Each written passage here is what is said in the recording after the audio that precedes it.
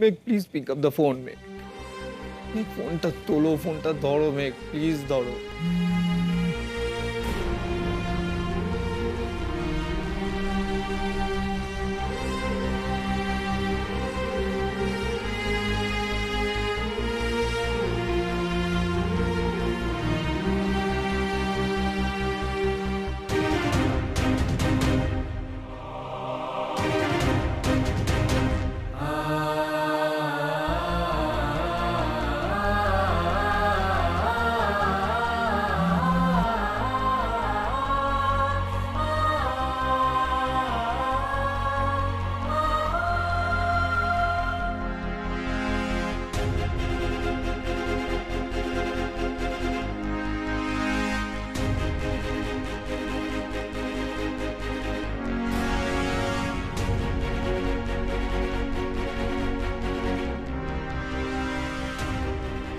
The subscriber is currently switched off. Please try after some time.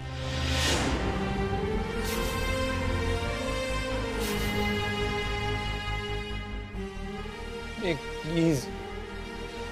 Please, Meg, I have to explain myself, Meg. একবারের জন্য I have to explain myself.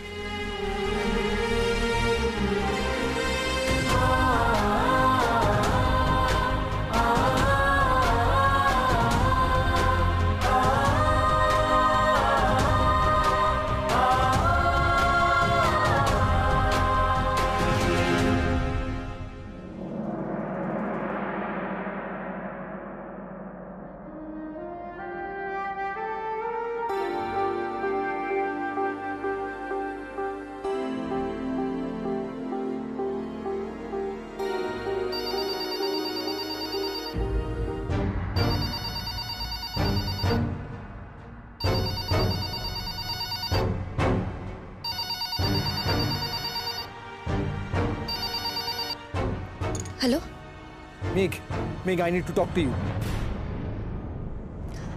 নীল, আমি কিন্তু তোমায় scene create করতে বারবার মানা করছি। আমি সিন ক্রিয়েট করছি না মেঘ। You have to listen to me. নীল, আর কতবার? তোমার কথা শুনে শুনে না আমার কানে তালা ধরে গেছে। আমার আর কিচ্ছু শোনার বা বোঝার বাকি নেই। Good night. আমি কিন্তু ফিরে যাব বলে আসিনি মেঘ। আসোনি মানে? তুমি কোথায়? তোমাদের বাড়ির ঠিক সামনে। কি? বাড়ির সামনে মানে? তুমি এখানে কি করছো? তুমি কি মজা করছো নাকি নীল? এতটুকু মজা করছি না মেঘ। আচ্ছা ঠিক আছে, তোমার যদি বিশ্বাস না হয় তাহলে তুমি তোমার জানলা দিয়ে দেখো, আমাকে দেখতে দাও। এই দেখো। নীল, আমার কিচ্ছু দেখার দরকার নেই। তুমি এই ফিল্মি ব্যাপারগুলো আমার সঙ্গে করো না প্লিজ। আমার কিচ্ছু দেখার নেই। মেঘ, আমি ফিল্ম নাটক কিচ্ছু জানি না। আমি শুধু জানি যে আমি তোমার সামনে যাব আর তোমার সঙ্গে কথা বলবো। নীল, আমি ফোনটা রাখছি, বুঝলে? You do whatever you want. তুমি কিন্তু আমাকে জানো না মেঘ। হয় তুমি আমার সঙ্গে যাবে। কোথায় যাব তোমার সঙ্গে? তোমার বাড়ি। আমার বাড়ি এটাই নীল। আমার আর দ্বিতীয় কোনো বাড়ি নেই। আচ্ছা ঠিক আছে, তাহলে যে বাড়িটাতে তুমি কালকে ছিলে সেই বাড়িটায় তোমার একটা ঘর আছে, যে ঘরে আমার আর তোমার আমাদের দুজনের অনেক স্মৃতি আছে। সেখানে ওই স্মৃতিই তো আমি ভুলতে চাই নীল। পারবে? মেঘ দেখো, আমি গুছিয়ে সবকিছু বলতে পারছি না। তুমি প্লিজ আমার সঙ্গে চলো, প্লিজ মেঘ। নীল, আমার মনে হয় আমি এটা নিয়ে অনেক কথা বলেছি, আর না। ঠিক আছে, সেখানে তুমি না যাও, কিন্তু আমাকে উপরে আসতে দাও। দুটোর কোনোটাই সম্ভব নয় নীল। আমার যাওয়াও নয় আর তোমার আসাও নয়। তুমি প্লিজ এখন বাড়ি যাও। আমি কিন্তু যে কোনো ভাবে উপরে আসবো। আমি তোমার বাড়ির বেল বাজাবো, আর তারপরে যদি তুমি দরজা না খোলো তাহলে আমি কি করবো জানি না। আমি তোমার বাড়ির পাইপ বেয়ে উপরে উঠে আসবো। প্লিজ নীল, প্লিজ, এই কোনোটাই তুমি করবে না। ঠিক আছে, তুমি তাহলে দরজা খুলে দাও।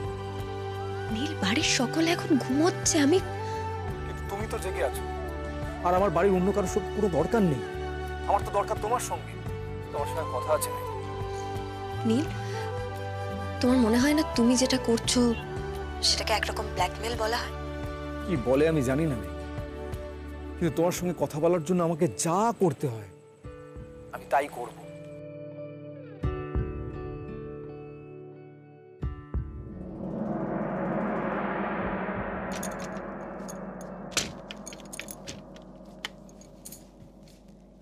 কি ব্যাপার নীল, এই রাতের বেলা তুমি এই কাজগুলো কেন করছো?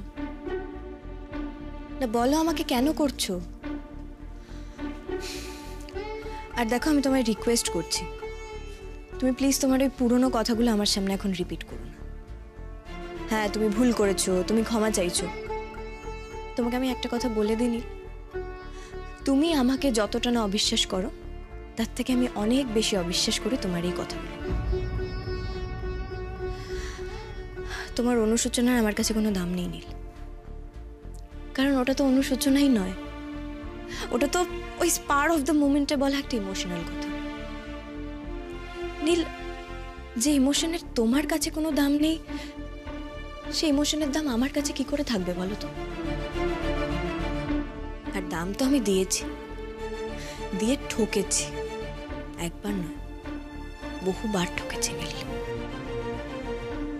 বলো নীল, কি বলার জন্য বারবার ফোন করছিলে? বলো বলো নীল, আমি অপেক্ষা করে আছি, বলো। আমার ঘুম পাচ্ছে, আর কেউ যদি শোনে এখন আমি এই ঘরে কারোর সঙ্গে কথা বলছি, সেটা খুব একটা ভালো হবে না। আমি আসতে পারি না তোমার কাছে, সেটা কি অন্যায়? এই প্রশ্নটা তুমি আমাকে না করে নিজেকে করো নীল। মনে আছে আমাদের ফুলসজ্জার রাতে আমি তোমায় একটা কথা বলেছিলাম যে তুমি একটা মোমেন্টারি ব্যাপারকে বিরাট করে ড্রামাটাইজ করো। ঠিক এখন যেটা করছো, হঠাৎ তোমার মনে হয়েছে যে এ বাবা, মেঘ কেন নেই, এটা তোমার ইগোয় লেগেছে হয়তো, তাই তুমি চলে এসেছো মেঘের সমস্ত শান্তি নষ্ট করতে। মেঘ, প্লিজ মেঘ, প্লিজ মেঘ, আমার কথাটা একবার শোনো, একবার শোনো আমার কথাটা। আমার পায়ের তলা থেকে সব জমি না সরে যাচ্ছে। আমি কয়েক ঘন্টায় বুঝতে পেরে গেছি, বিশ্বাস করে আমি কয়েক ঘন্টায় বুঝতে পেরে গেছি আমি তোমাকে ছাড়া থাকতে পারবো না। ও, তুমি আমাকে ছাড়া থাকতে পারবে না, তাই আমাকে নিতে আসার জন্য এরকম বেপরোয়া হয়ে উঠেছ। নীল, কখনো উল্টো দিক থেকে ভেবে দেখেছো তোমার এই কন্টিনিউয়াস অবিশ্বাসের জন্য আমি কিভাবে বেঁচে থেকেছি, কিভাবে তোমার ওই বাড়িটায় নিঃশ্বাস নিয়েছি? আমি সেই গাড়ির মধ্যে থেকে আজকে সকাল অবধি একই কথা বলে গেছি যে আমি পাসপোর্টটা অন্য কোথাও রাখিনি। তুমি একটা বারের জন্য বিশ্বাস করোনি নীল আমার কথা। সেটা আমার ভুল মেঘ, সেটা আমার স্টুপিডিটি, সেটা আমার অন্ধ হয়ে যাওয়া। আর সেটা যে তোমার ভুল, সেটা এখন কি করে বুঝলে? দিনের আলোর মতো স্পষ্ট সবটা। ময়ূরীর হাতের ছাপ যখন ওই পাসপোর্টে আছে, তার মানে ওই পাসপোর্টটা হাত দিয়েছে। আর আমি তো জানি ও আমাদের সামনে একবারের জন্য কিন্তু সেটা করেনি, যেটা ও বলার চেষ্টা করছিল। ওই সরি ছিল তার মানে প্রফেসর গাঙ্গুলি, আজ যদি আমি পুলিশ না ডেকে ফিঙ্গারপ্রিন্টসের প্রমাণটা না দিতাম, তখন কি তুমি আমায় এভাবে বিশ্বাস করতে না? শুধু আমার কথায় কি তুমি নিজের ভুলটুকু মানতে না নীল? তখন তুমি তোমার এই স্টুপিডিটিগুলো মেনে নিতে না, আর তখন আমি ওই বাড়িতে, ওই ঘরটায় একজন ক্যালাস, একজন ওয়ার্থলেস, একজন কেয়ারলেসের তকমা নিয়ে থেকে যেতাম, তাই তো? হয়তো আমি একদিন চলেই আসতাম ওই বাড়ি ছেড়ে, ঠিক যেমন আজকে এসেছি। তখন কিন্তু তুমি এভাবে ছুটে আসতে না নীল। তখন তুমি তোমার বিশ্বাস অবিশ্বাস এসব নিয়েই থাকতে ওই বাড়িতে, আর আমি থাকতাম এখানে। তারপর হয়তো আস্তে আস্তে ভুলেই যেতে আমাকে। মেঘ, কখনো না, একদম এই কথাটা বলবে না যে আমি তোমাকে ভুলে যেতাম, একদম না।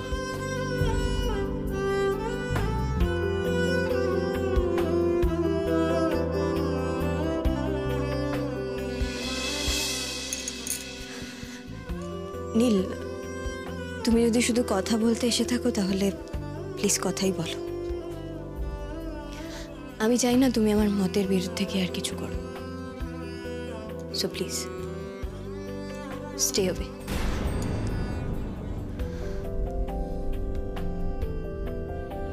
It's okay, Meg. I'm sorry. নীল, তুমি সেদিন দিদিভাইকে কেন বিয়ে করলে না বলো তো?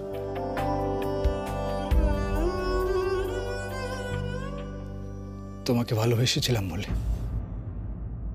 জানি আমার মুখে এখন হয়তো আর ভালোবাসার কথাটা মানায় না, কিন্তু তোমার এই প্রশ্নটার তো আর কোনো জবাব নেই আমার কাছে, মেঘ।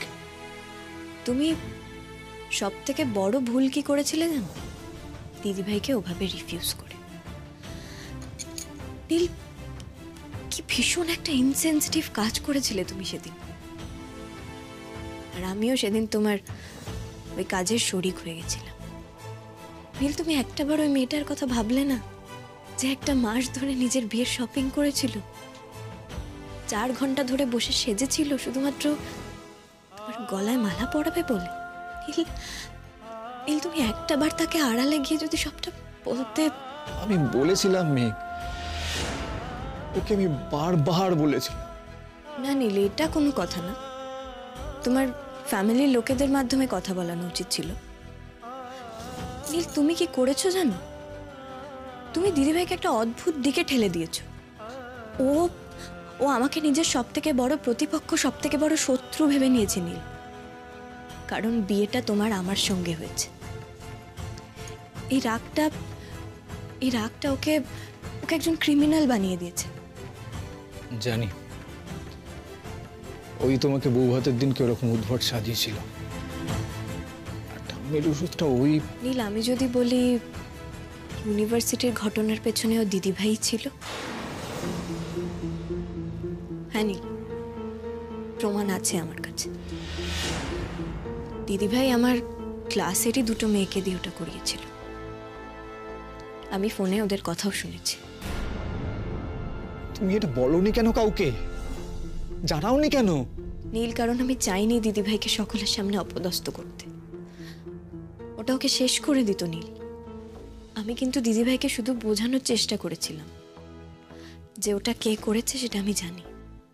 ও হয়তো বোঝেনি বা গুরুত্বও দেয়নি। আচ্ছা, ক্লাসের কোন 2 জন? তারা কারা যারা তোমাকে ফ্রেম করেছে? তাদের নাম আমি তোমাকে বলতে পারবো না নীল। কেন মেঘ, কেন? নীল, কারণ তারা একটা হার্মলেস ইন্টেনশনে কাজটা করেছিল। কিন্তু দিদিভাইয়ের ইন্টেনশনটা তো হার্মলেস ছিল না। কি করে? আমাকে বলো তো, কি করে একটা মানুষ এরকম হয়ে যেতে পারে? কি করে তার নিজের বোনের উপরে? তার ইমোশনের প্রতি তোমার এই অযত্নটা তাকে ওই জায়গায় নিয়ে গেছে নীল। তুমি তো কারোর ইমোশনেরই দাম দিতে পারো, আমার না, দিদিভাইয়ের না। আর ভেবে দেখো তো নীল, তুমি তোমার মায়ের ইমোশনের দামও কি দিয়েছো? যাক, সে তুমি কার ইমোশনের দাম দেবে কি দেবে না সেটা তোমার ব্যাপার। কিন্তু নীল, পাসপোর্ট হারিয়ে যাওয়ায় আমাদের একসঙ্গে ঘুরতে যাওয়ার, এত জায়গা ঘোরার স্বপ্নটা যে ভেঙে গেছিল, তার থেকে অনেক বড় তোমার কাছে তোমার ওই টাকা নষ্ট, মেঘের ক্যালাস হয়ে যাওয়াটা বড় হয়ে দাঁড়িয়েছিল। আমি তখন নিজের মধ্যে ছিলাম না মেঘ। হবে হয়তো। জানো তো নীল, আমি একটা জিনিস না পরিষ্কার বুঝে গেছি।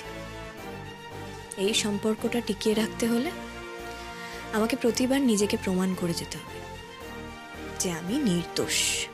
সেটা ওই ইউনিভার্সিটির সঙ্গে চ্যালেঞ্জ নিয়ে ভাইভা দেওয়া হোক, গানের কম্পিটিশনে জিতে হোক, বা পুলিশ ডেকে প্রমাণ করা হোক যে আমি নির্দোষ।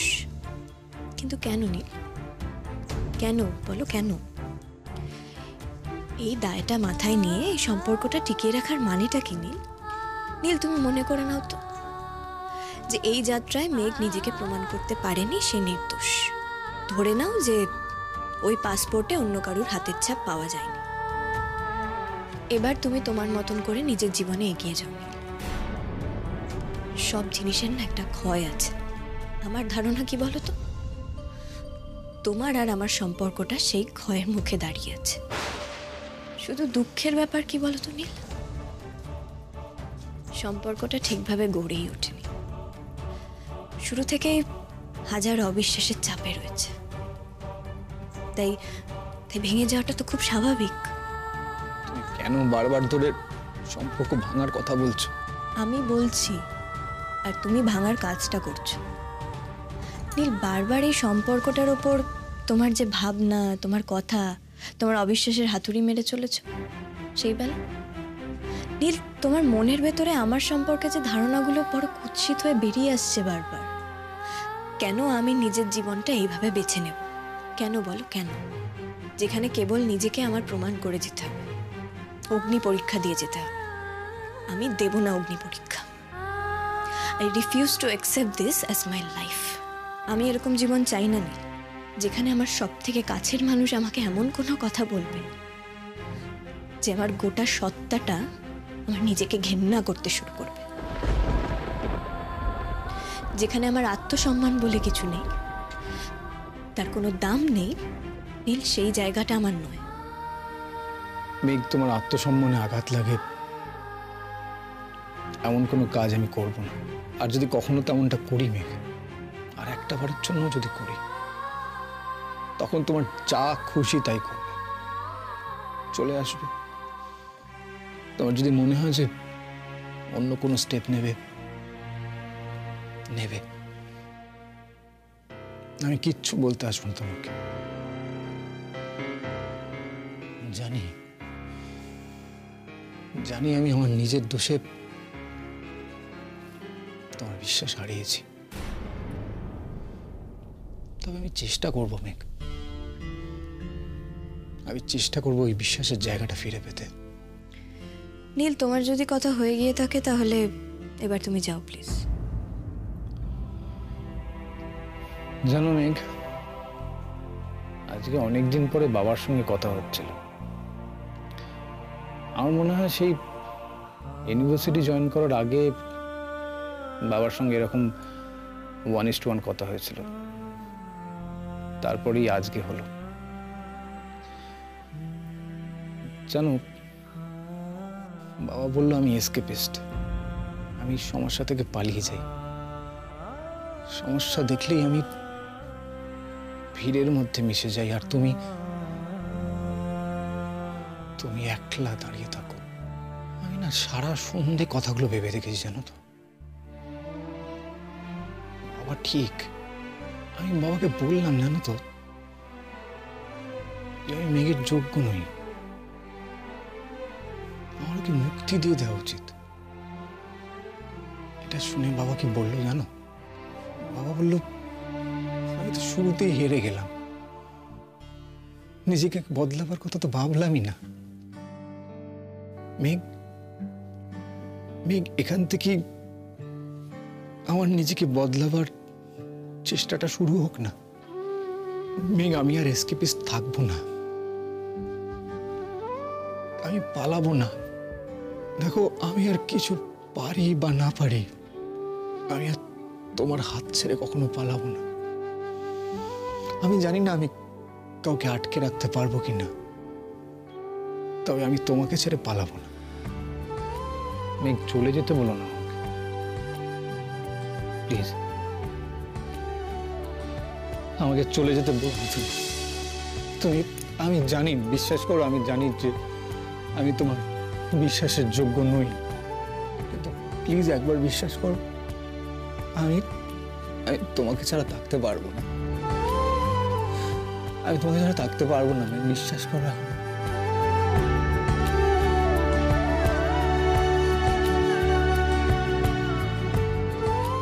মেঘ,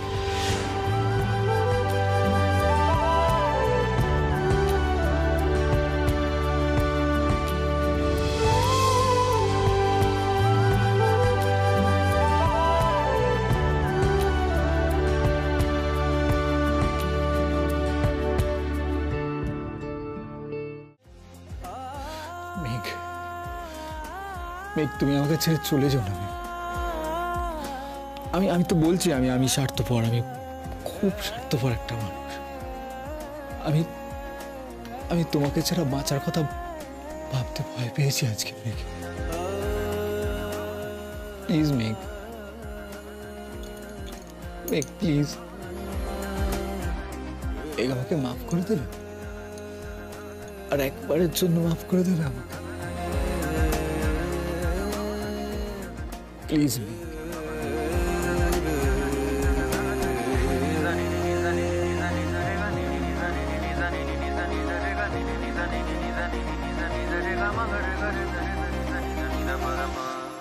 হাতটা ছেড়ে দাও নীল।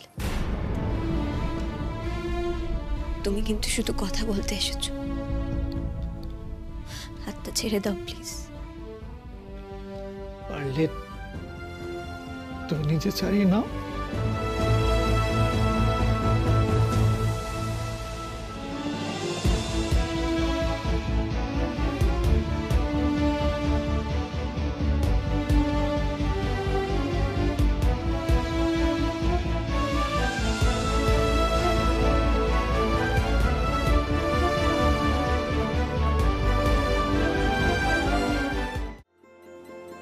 কেন মাফ করবো আমি তোমাকে? কেন? তুমি মিথ্যেবাদী, তুমি খুব খারাপ নীল, তুমি ভীষণ মিন, তুমি অন্ধ, তুমি খুব খারাপ। তোমার মন নেই নীল, তোমার বোধ নেই, তোমার ভরসা নেই, তোমার ভালোবাসা নেই, তোমার বিশ্বাস নেই। আর তুমি এটা ভাবো যে মেঘ অন্য কারোর সঙ্গে সম্পর্ক রাখে। নীল, আমি কেন মাফ করবো তোমাকে?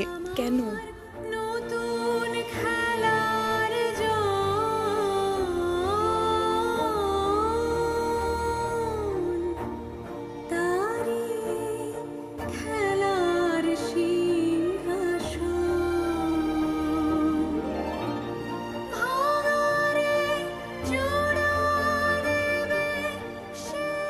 কারণ তুমি আমাকে ভালোবাসো।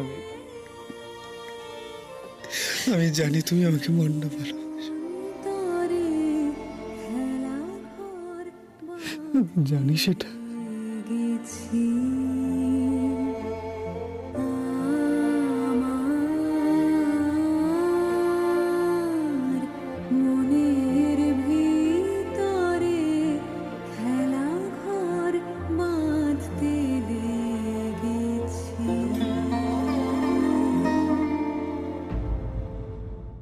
বিয়ের আগে তো আমার দিদিভাইকে ছাড়া কোনো বন্ধু ছিল না।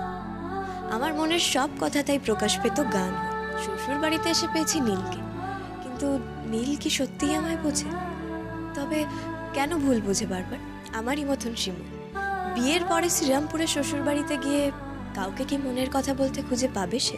জানতে হলে দেখতে হবে নতুন ধারাবাহিক কার কাছে কই মনের কথা। কি দেখার কথা বলছো মেঘ?